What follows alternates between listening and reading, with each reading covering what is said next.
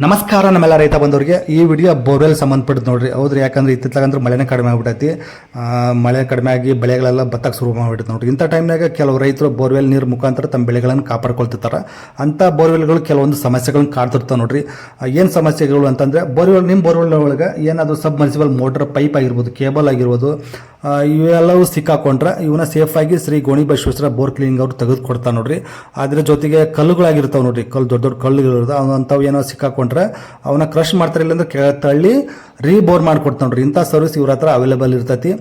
ಇವರು ಎಲ್ಲ ಕಡೆ ಸರ್ವಿಸ್ ಕೊಡ್ತಾನೆ ಬಂದಿದ್ದ ನೋಡ್ರಿ. ಅಂದರೆ ಸೊರಬ, ಸಾಗರ, ಶಿಕಾರಿಪುರ, ಹಾವೇರಿ, ರಾಣೆಬೆನ್ನೂರು, ದಾವಣಗೆರೆ, ಹರಿಹರ, ಗುತ್ಲ, ಸವಣೂರು ಇಂಥ ಕಡೆ ಎಲ್ಲ ಸರ್ವಿಸ್ ಕೊಡ್ತಾರಂತ. ಸೊ ಇವ್ರ ಸರ್ವಿಸ್ ಬೇಕಂತಂದ್ರೆ ಇವ್ರ ನಂಬರ್ ಕಾಲ್ ಮಾಡಿ ವಿಚಾರಣೆ ಮಾಡ್ಬೋದು ನೋಡ್ರಿ. ಮತ್ತೆ ಮುಂದಿನ ವಿಡಿಯೋ ಸಿಗೋಣ ಅಂತ. ಧನ್ಯವಾದ.